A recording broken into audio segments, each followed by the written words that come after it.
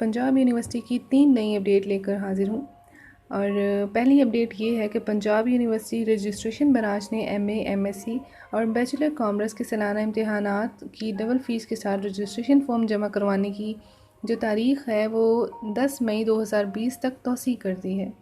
दूसरी अपडेट मेरे पास ये थी कि पंजाब यूनिवर्सिटी ने ऑल पाकिस्तान ऑनलाइन शायरी मुकाबला 2020 तख्लीकी तहरीर की सलाहियत रखने वाले पाकिस्तान का हर शहरी ऑनलाइन हिस्सा ले सकता है और इसकी आखिरी तारीख जो है वो भी 10 मई है।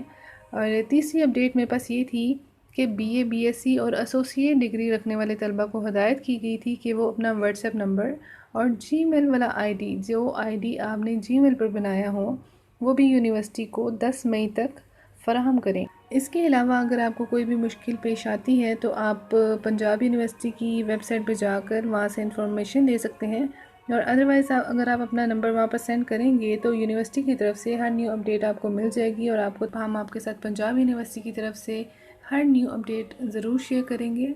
और इसलिए आप हमारा चैनल भी सब्सक्राइब करें। Thanks for listening and thanks for watching.